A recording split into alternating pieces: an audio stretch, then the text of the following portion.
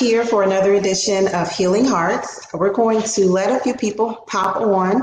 I'm going to share this video to my page, and I encourage everybody who's tuning in today to go ahead and share it to your page. You're in for a treat. We have some very, very informative information today about AEDs. We're going to talk about the truth about AEDs. There's a lot of misconceptions out there, fear surrounding AEDs. So we're going to clear all of that up today. Go ahead and share this video to your page. Thank you for tuning in.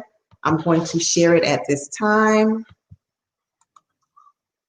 And we are joined today by Lori Peters, who is Senior Marketing.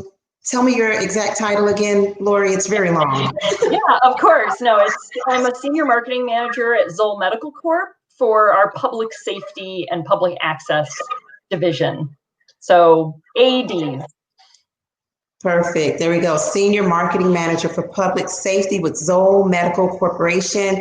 Zoll makes these phenomenal AEDs. And Zoll has been a tremendous sponsor and supporter of the Damani Gibson Foundation, Healing Hearts, and all of what we're trying to do right now with Sudden Cardiac Arrest Awareness Month. They have donated an AED that one of the organizations will partner with myself, with the Damani Gibson Foundation, and donate that in honor of both of our children at the end of this month. So we're thankful to you guys for donating that AED and offering your support with this life-saving device that, you know, many of us moms, myself and the other mom that will win, I know we all wish that that device had been readily available when it could have done something to save our child.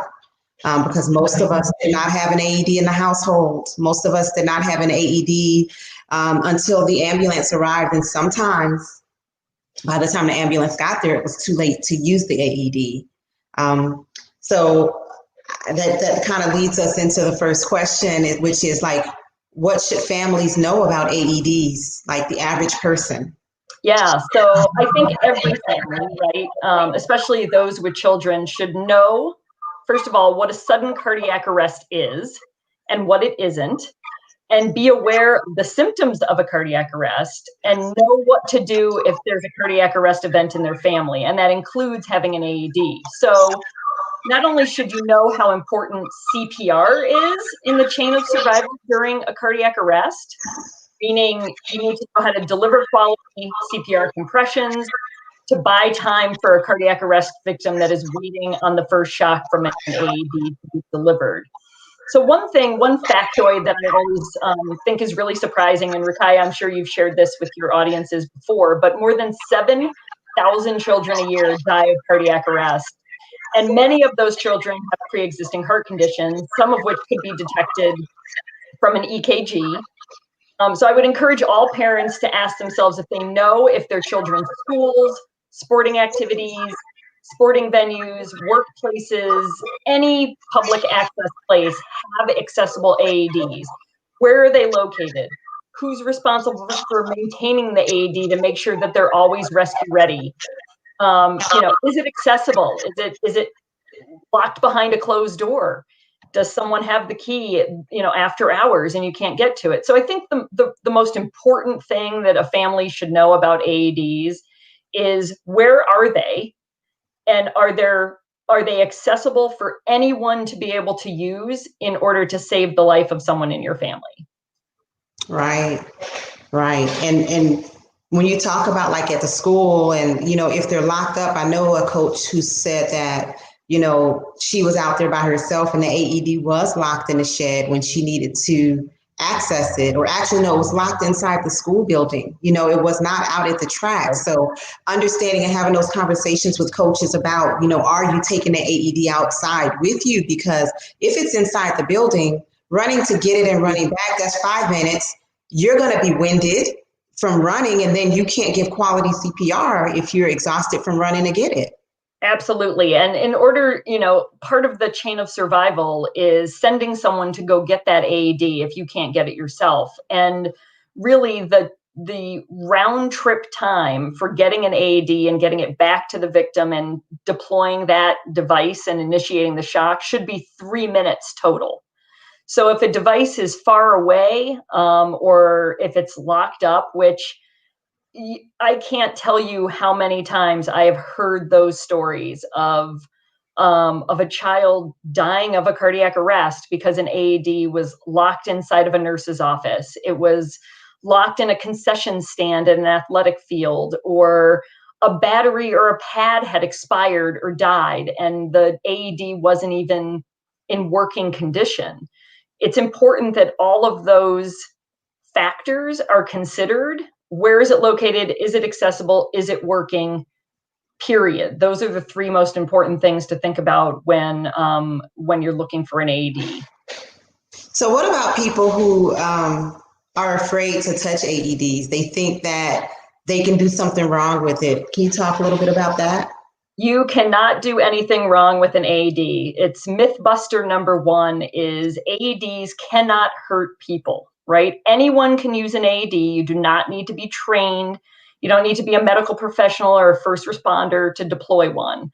All AEDs will only deliver a shock if a VF or VT, ventricular fibrillation, ventricular tachycardia, not terms you need to know, but they will only deliver a shock if those particular rhythms are detected. It will not deliver a shock if those specific rhythms are not detected.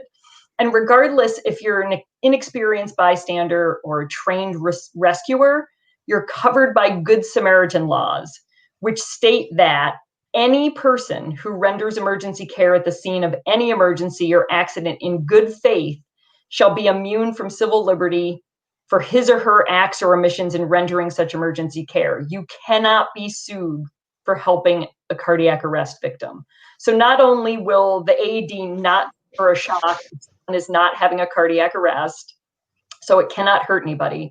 If you're performing CPR and you break a rib, if you, for some reason, the device does not work according to how the owner's manual says it's supposed to work, and that person does not survive, you are not responsible, right?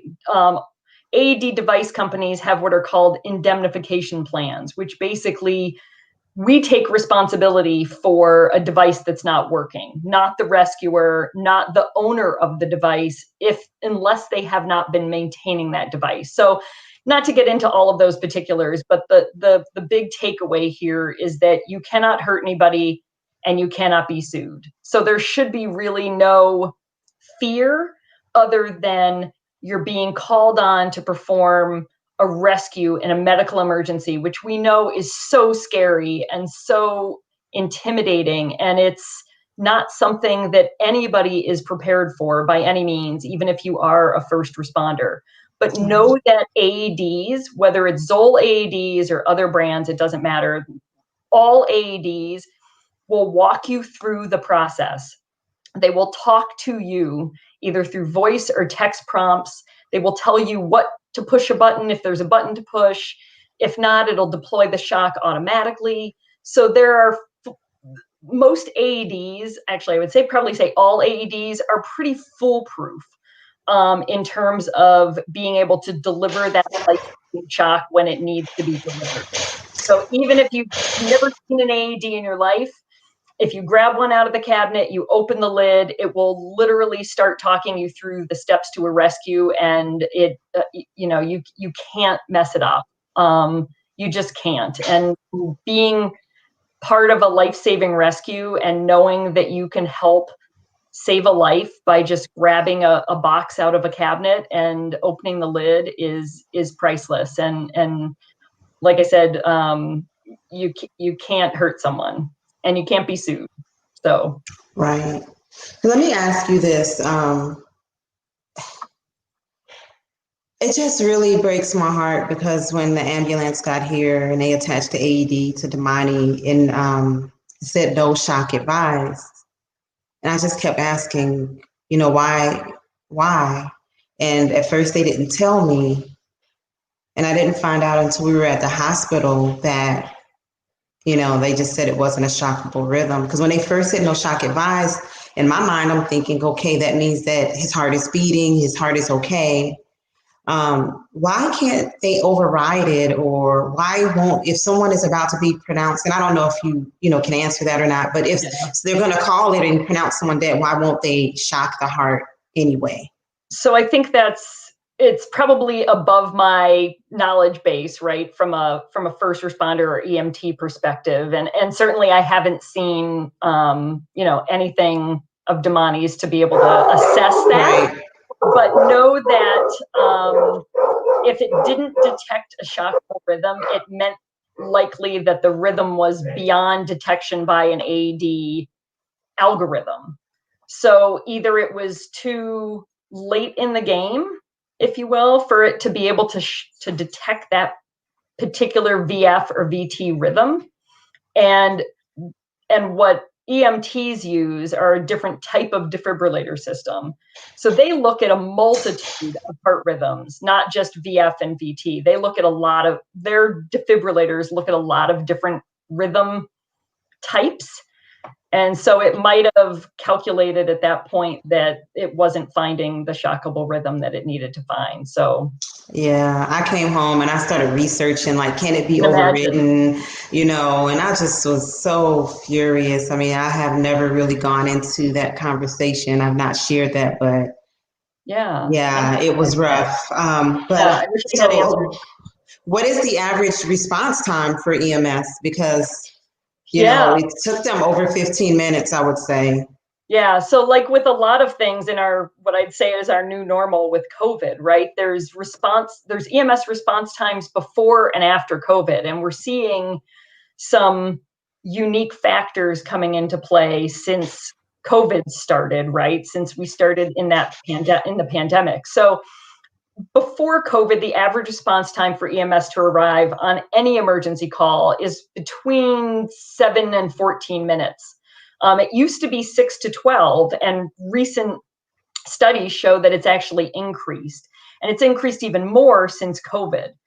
And that 7 to 14 minutes, which is the basic window, that's assuming you're not living in a rural community where there is less EMS support and farther distances to travel, or even a crowded urban location like New York or Chicago, right, where traffic can be an issue. So 7 to 14 is like probably your average in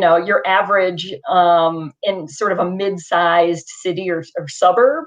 Once you go beyond those parameters, the time can get even greater, with a lot of dependencies. Now, since COVID, we've seen EMS response times impacted for out-of-hospital cardiac arrests. And there's some interesting studies that have popped up over the last 6 months that there are a couple of factors as to why EMS response times are increasing. So it's gone from 6.6 minutes to 7.6 minutes is your average EMS response time. So it's increased by a whole minute, which, as we know, with the cardiac arrest, every minute counts, right? So for every minute that someone goes without defibrillation, their chances of survival decreases by 10%. We're finding that fewer people are providing bystander CPR, which is a 10% decrease from pre-pandemic levels. So it's down by 10% of your average bystander doing CPR. And then with EMS response times increasing, that's decreasing survival rates. We're also seeing that fewer people are providing early defibrillations, which means you're waiting for EMS to get there. There's a bunch of factors that you could think about that might go into that, right? Just people are hesitant to go to, we've seen increased cardiac arrests during COVID, almost by 53% increase in out-of-hospital cardiac arrests since last year this time. So wait, let's talk about that a little bit. So you're like, make it clear for everybody. So last year at this time, cardiac arrests was at one number and it's now 50% higher than what it was last year at this time? Correct. So since February of 2019, we've seen a 52% increase in out-of-hospital sudden cardiac arrests, right? And here are the factors that are driving it, or this is what the studies are telling us. More people are hesitant to go to the hospital and seek care, right, due to COVID.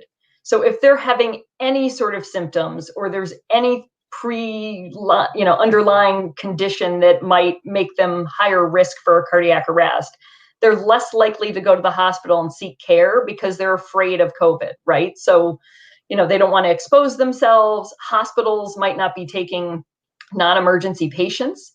So there are some risks that are going back to that. We're seeing that increase in EMS response times due to teams being stretched really thin due to COVID. So more EMS and first responders are going to COVID calls, and that's bumping cardiac arrest calls down the list of priority, basically, for EMS response times. We're seeing underlying cardiovascular issues before having COVID, and they're now hesitant to go to the hospital for treatment. So we sort of said that earlier, but once again, people who do have those underlying issues are afraid to go to the hospital.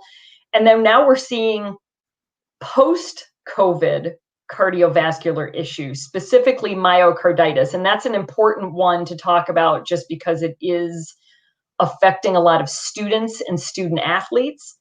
And I know we want to talk a little bit about that. But myocarditis is basically a hardening or damage to a heart muscle that increases the risk of a cardiac arrest happening, specifically in student athletes.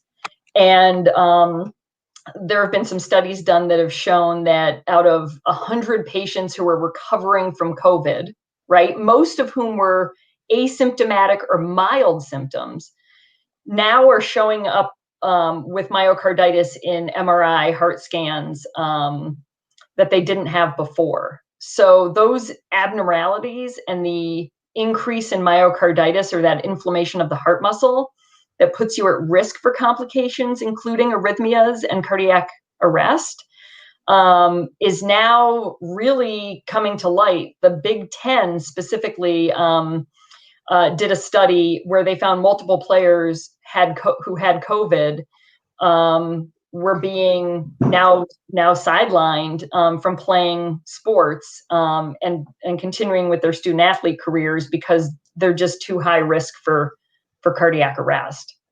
And those studies that you're mentioning, it was like 2 months after they were cleared from COVID? Correct. So the actual study was done, it was published in July of 2020, so just a few months ago. And this was done with 100 patients who have recovered from COVID, right? Most of whom were asymptomatic or had very mild symptoms.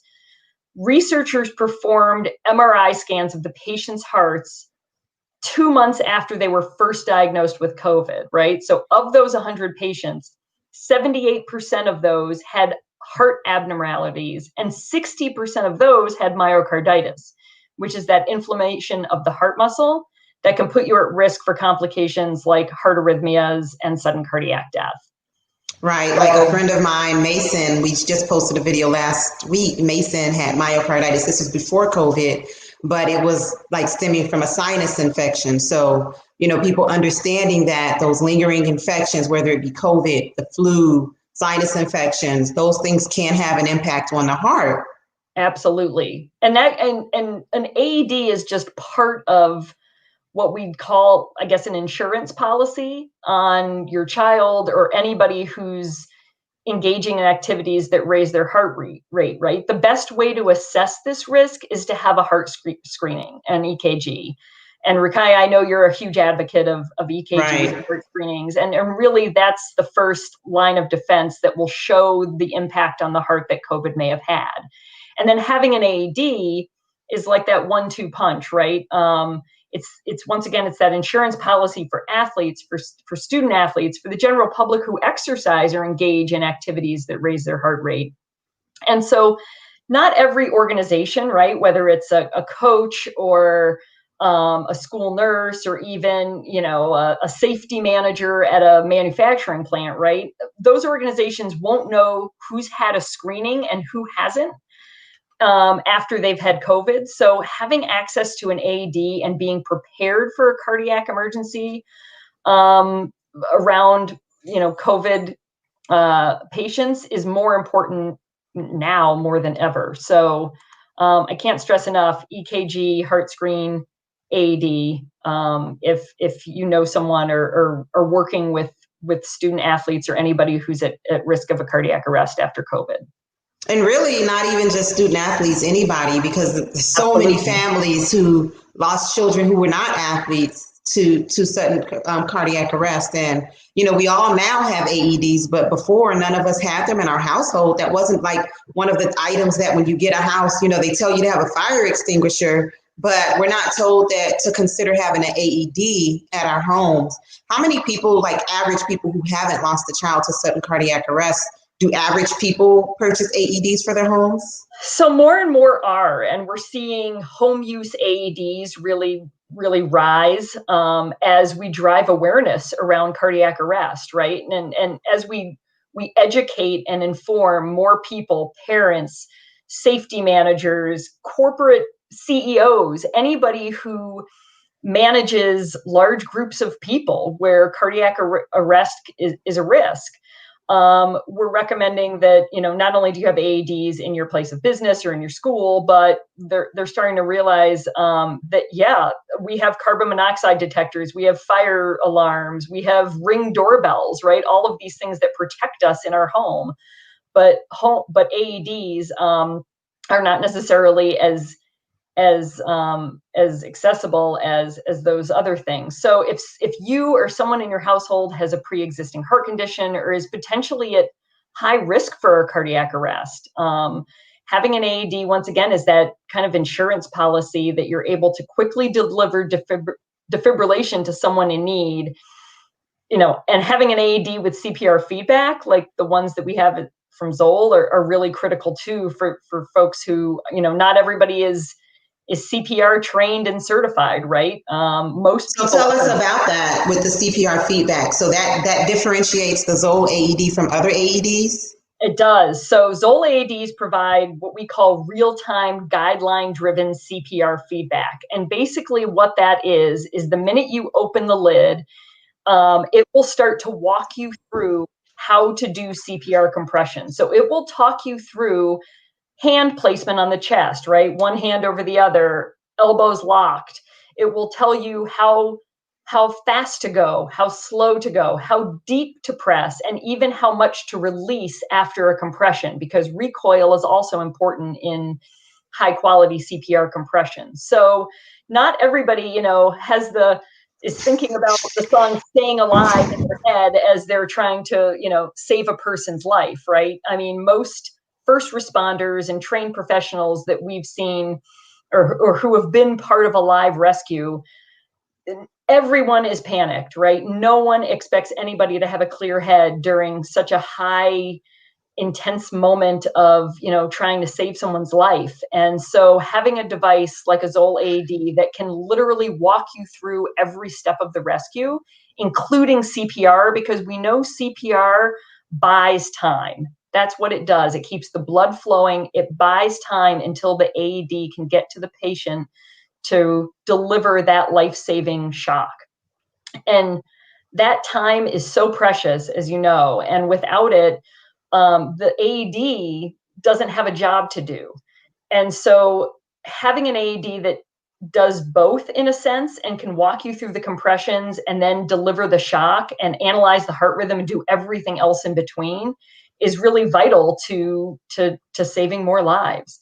And that's something that's really unique about Zoll AEDs. The AED that you were holding up, Ruqayya, also has, and this is really interesting in Texas, right, is that it's dual language. So with the press of the button, it toggles from English to Spanish without interrupting the rescue. So it's not going to start you over. It's not going to, oh, cripes, where was I in the process? When you press that button, it literally goes real time from English to Spanish. So if you're doing CPR for 2 minutes, that's a long time and it's exhausting. And if it is exhausting. And if someone's nearby and you're in a bilingual community or you've got bilingual coworkers or students, you can tap someone else in and really shuffle from language to language to help expand your rescuer base. And that's really important, right? This is a time where the more people, the better, involved in the chain of survival really increases survival rates. I'm going to open it up so just people can hear a little bit. Stay calm. Follow these instructions. Make sure 911 is called now. Begin by exposing patient's bare chest. Remove or cut clothing if needed. You can interject. Yeah, so it When will. When patient's chest is bare, remove the white square package from lid of AED. Yeah, so that's a great, it's a great demonstration of how intuitive the devices are.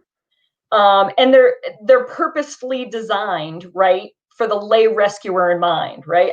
I will tell you, I didn't know anything about cardiac arrest, AED, CPR, right, before I started at Zoll, and you probably didn't either, and a lot of your folks following this show haven't either, right? We're all considered lay rescuers. We're all just your average, ordinary bystanders. And so to have a device that can literally talk you through every step of the process, not only does that calm a rescuer, right? It gives you that peace of mind that you need to successfully deliver life-saving CPR and defibrillation shocks. But it also just, it reinforces how important the chain of survival is. It will literally tell you to call 911, to start compressions, to stand back, right? Stand back, hands off the patient, delivering a shock. It will walk you through everything it's doing so you don't feel like you're missing anything. And that's so important. Yeah. And the thing about me, I mean, I've been CPR, AED trained for over a decade, but none of that really matters when you're in the heat of the moment, especially when there's an emotional attachment to the person that you're trying to save. It just, absolutely. I can't even put into words how terrifying that is and how your mind, it goes into autopilot. You don't have time to think about, am I doing this right? Or what is the step? You just have to go. And something like this would have been great just to, have right away. And I always ask, I wonder if Damani would have survived if we had an AED right away. Yeah. Because you hear about the people who survive. Like, I've interviewed survivors and they all had the AED within 2 to 3 minutes. So, like you say, that's the key to that chain of survival. Yeah, it really is. And I know how hard it is to think about what if, or if only this had happened. I think, what's important is being able to drive awareness and educate others and know that this is something that anybody can do, that anybody can deploy, and everyone can be a hero, right? We have a program that we call Everyday Heroes, right? And it's all about recognizing those people who aren't afraid to act, who are willing to step in and grab the AED, start CPR, and do the right thing during a cardiac arrest event. And anybody can be an everyday hero, right? The AED is just a companion to that. It really takes the person to know that that it's the right thing to do, and that they're willing to get involved and help. And the AED is just a conduit to that. Right. And you make a good point. That's why we drive awareness. That's why we're doing the things that we do.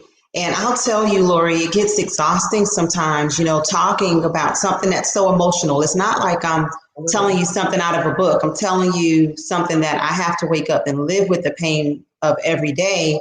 And sometimes it feels like we're speaking to deaf ears because people who have not had it happen to them feel as if they're invincible. They feel as if it's not going to happen to them. But like you said, it's not rare, and it's increasing. It's getting worse because 350,000 people. So if we're not just talking about children, 350,000 people, I think the figure is like 356,000. It was. So if it's increased, there's no telling how many that is going to be a year. A lot of the deaths that are being attributed to COVID really are having heart issues. Absolutely. Yeah. Yeah. There are a lot of different stories, if you will, that we could use to drive that aha moment in folks that don't know about cardiac arrest or AEDs, right? we talk about doing fire drills at schools, right? How many times have, growing up, right, we all were in school where you jump out the back of a school bus, or you'd have to do your fire drills and stand out in the cold in the middle of, whatever. And a fire hasn't happened in a school. There hasn't been a school fire, I think, since 1960 something. I mean, it's been a long time since there was a fire in a school, but almost every day there's a cardiac arrest in a school, or on an athletic field, or on at a basketball game or whatever.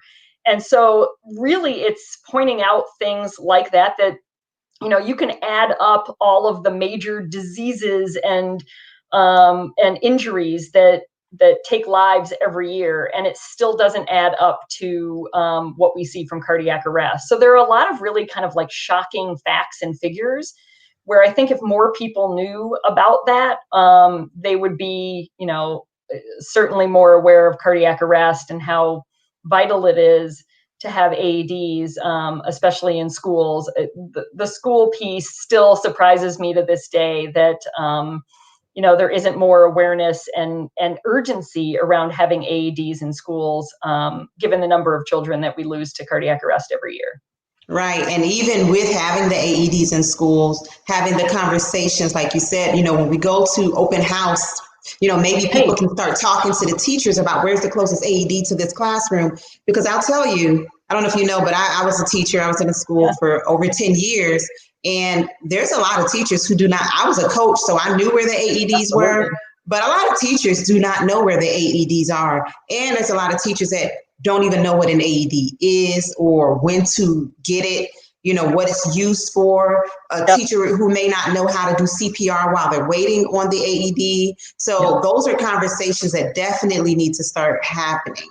Yeah, I will tell you that our school nurses around this country, like, amazing people. And I can't say enough about school nurses, right? They work so hard and tirelessly, but there are a lot of school nurses who are busy with the day-to-day, right? They're doing lice checks, they're doing scoliosis, they're doing bumps and bruises and, upset tummies and all the things that, are the day-to-day at a school. And so cardiac arrest, a lot of the times, and even the AEDs aren't on their radar, or it's not something that they're as proficient in as maybe some of those other, injuries and illnesses that they're used to dealing with every day. So we do quite a bit at Zoll to actually educate, inform, and support school nurses, because they're frontline workers, right? And so we really want to make sure that they're equipped with the information and knowledge and training and any of the tools that they need to make sure that they're available and ready to rescue. And it's a good point. You said that there's a sudden cardiac arrest almost every day at a school, on a sports field. As I'm going, I talked to you a little bit earlier and said I'm going to visit 3 schools in the Dallas area tomorrow. And each of these schools has had someone who has had a sudden cardiac arrest. One had a teacher who had it and survived, and then the other 2 schools had a student who passed away from sudden cardiac arrest, but those 2 were not on campus.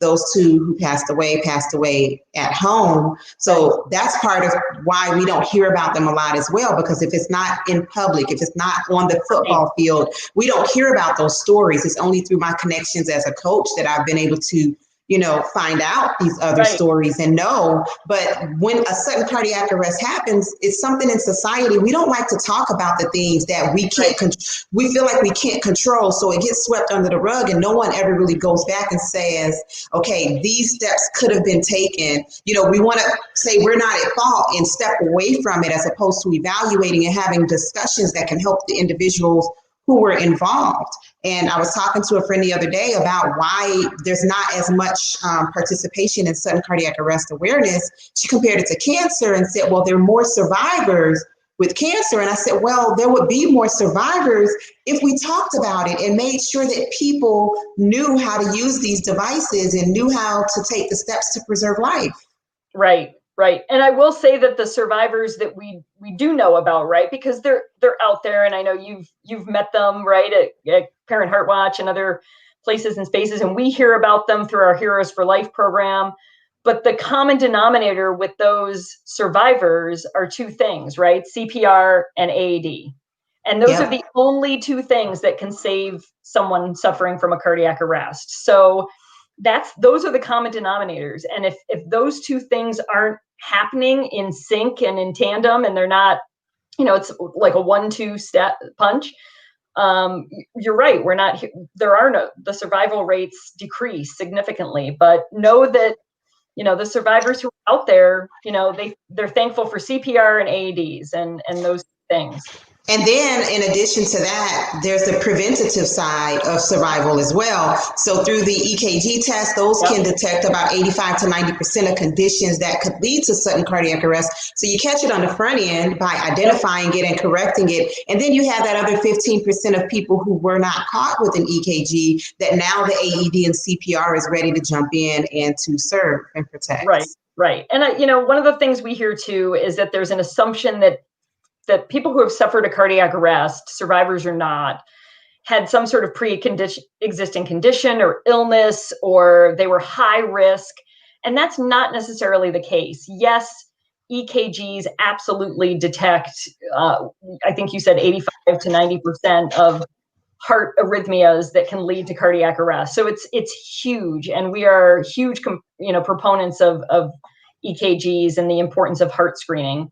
But, it's not always somebody that is sick or ill or old, right? There's those common, he was old, of course he aggressive. No, I mean, once again, those numbers in children ages 12 to 24, young adults, student athletes, they're going up by the day. And if we're not screening and we're not knowing how to do CPR and having AEDs accessible, then those numbers are going to continue to increase. But and I want to what you said. I want to make the point that if someone is asymptomatic, that's when an EKG is what is recommended. But if someone is having symptoms, I definitely have been recommending that you get more than an EKG, because the EKG only takes real-time data on what's happening in the heart.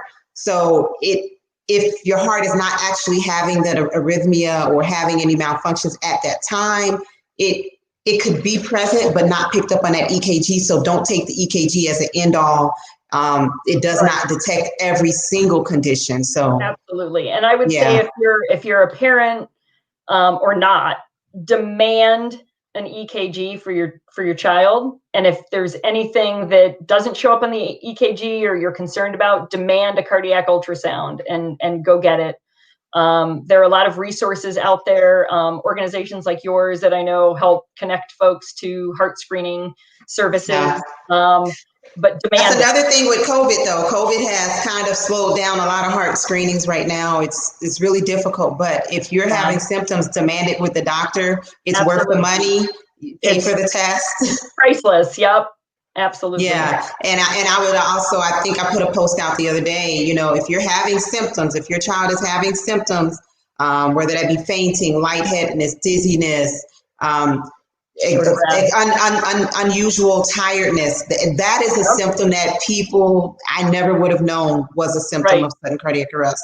But unusual tiredness and, of course, shortness of breath, unusual shortness of breath. Because as a coach, I remember asking Martha with Parent Heart Watch when I first saw that symptom, and I said, but as a coach, that's kind of what we go towards. Like, we're trying to get them short of breath. And she said if it's unusual shortness of breath. So that kid is more short of breath than someone else on the team, or it's unusual for that kid. That kid usually can recover quicker, but now, so pay attention to those things, because there have been multiple people that I've talked to, and that unusual tiredness has been like one of the number one symptoms that has been missed. With sudden cardiac arrest. But what I was going to say is, if you're having any of those symptoms, and fainting. Fainting is like the number one symptom. Fainting, if a kid has fainted, they absolutely need a screening. Even if you're watching this and your kid fainted 2 years ago. I talked to a mom the other day. Her story is coming out, because I've been doing a story every day, every weekday, that we share on the Damani Gibson Foundation page, and all of the foundations who are our partners are sharing the same stories. But her daughter fainted when she was 7. She passed away when she was 19. Yeah. No faints in between. Right. Yeah. it's that unpredictable. Yeah. But once you know, and then you can be prepared. Right.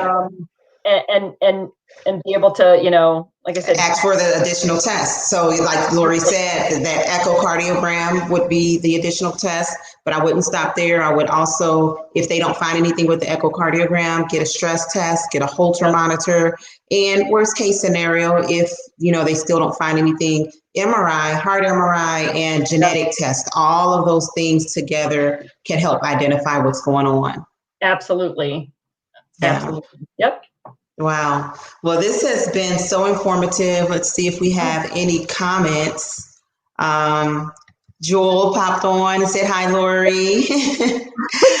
Elvira joined last night. I know she joined us for the CPR training. She was, is starting to want to just learn more about CPR and AEDs, to protect her own children. So thank you for joining us again, Elvira. And this is something that anybody can use. Anybody can benefit from this information, not just people who've experienced this, because 2 years ago, if I would have had this information, I feel like maybe I wouldn't be where I am now. Maybe my situation would be different. Right. Yeah. I mean, something I would suggest, and it's something I've done too since I've started even working in this industry, is everywhere you go, look to see if there's an AED. Ask if there's an AED. If you're staying at a hotel, if you're in a fast food restaurant, it takes 2 seconds to just ask someone, where is your nearest AED? And is it accessible? I do it every time I go into a hotel now. Every time I'm in an airport, I look for those AEDs all through the terminals.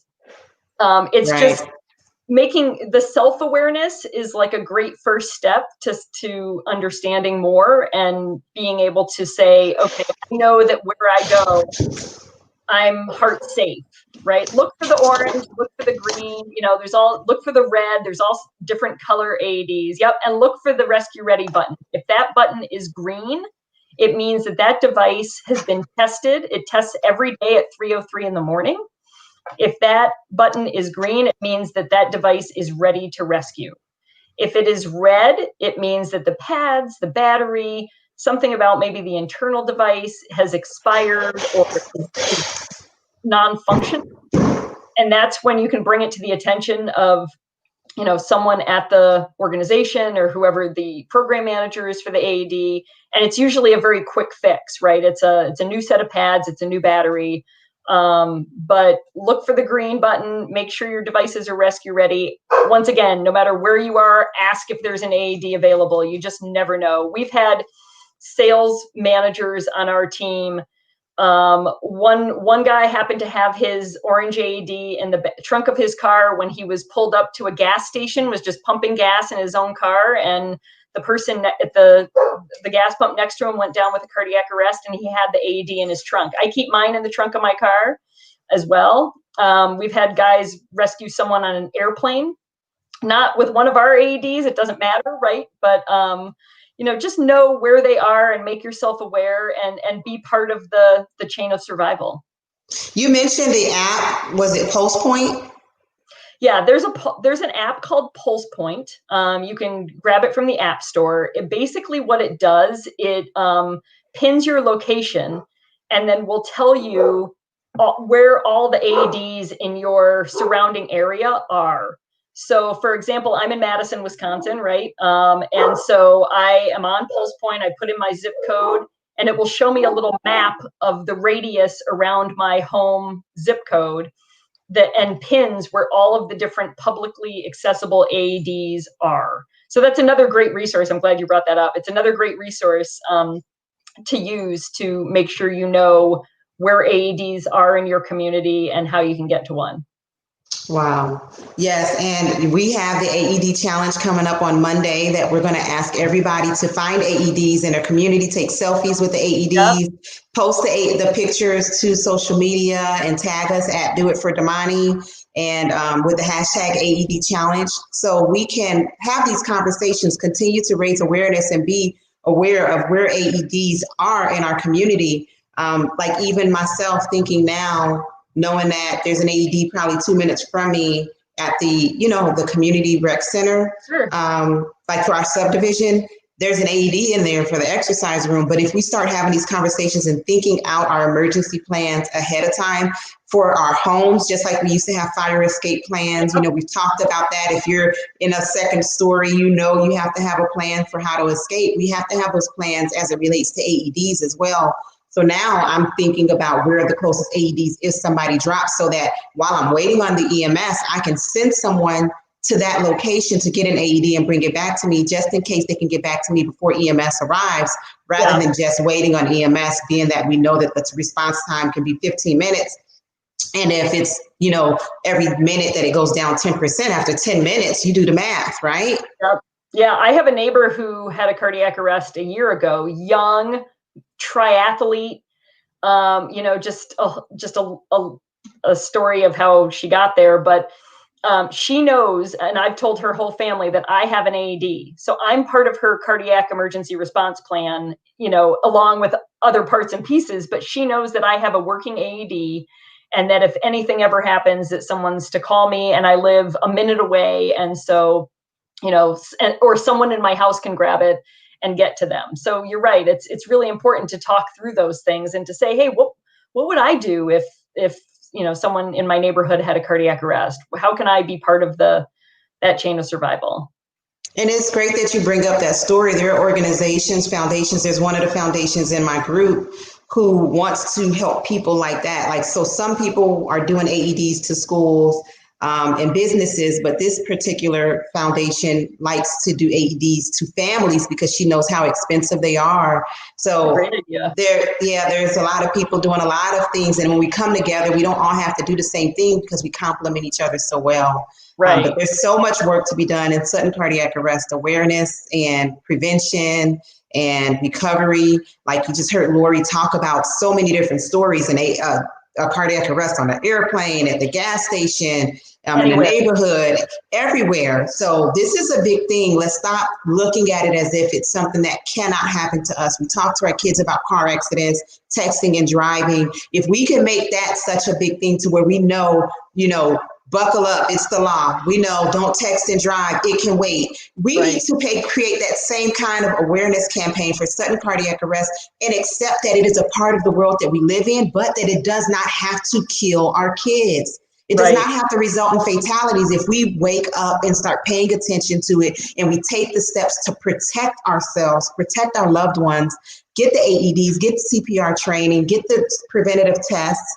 There's so much that we can do, but we can't just close our eyes. Think about this. If we're outside in the rain and it's pouring down raining, just because we close our eyes doesn't prevent us from getting wet, right? We're going to still get wet. So closing your eyes does not take away the problem. Open your eyes so that we can face it head on and we can do something to protect people and save lives. Yep, absolutely. And it's honestly, it's why I come to work every day. I can't tell you how passionate I am personally, professionally, the organization I work for. I mean, this is what we do and why we do it. And it doesn't get lost in a sea of paperwork or, strategy meetings and all the other things that go on every day. We consistently recognize and partner with survivors, with rescuers. We want to hear stories. We want to be part of the plan, whether it's before, during, after. We want to drive awareness and education. And so we're here every day, showing up to do just that. We're part of this movement as well, and want to be there. So thank you so much for everything you all are doing, because it is necessary. This is, helping so many people just to be able to have the devices, have the knowledge. Thank you for sharing the knowledge today for people who may have been afraid of AEDs, may not have known how to use them. And then also for people who've been infected with COVID, regardless of how mild it is, regardless of whether you're feeling heart symptoms right now, you would recommend that they go ahead and get tested and also familiarize themselves with AEDs. Absolutely. Anybody who's had COVID, I would say go get a heart screening. I mean, I would, and especially because the studies have shown that folks who are asymptomatic or mild symptoms are most at risk, or who have showed myocarditis. I absolutely would. Right, right. Yeah. Yeah. Okay.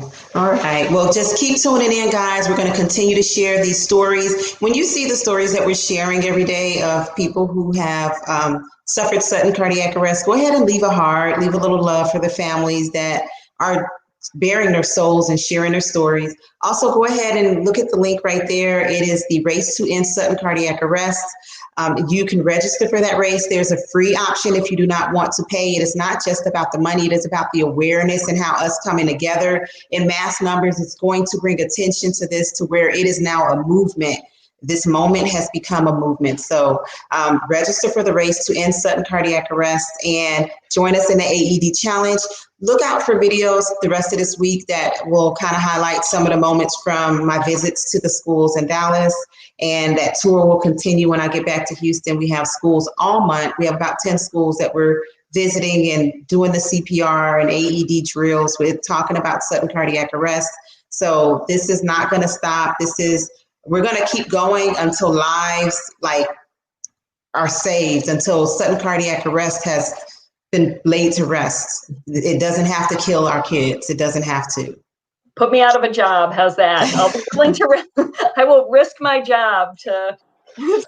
I would be more than happy to be unemployed. Yeah. Absolutely. Thank you so much, Lori. I appreciate you. Make sure that you guys share this video. Share this video with anybody that just share it on your page because you don't know who needs to see it. Everybody needs the information in it. And make sure you guys go ahead right now, click the link and register for the Race to End Sudden Cardiac Arrest. Thank you, Lori. Thanks. Bye, everybody. Bye. Bye.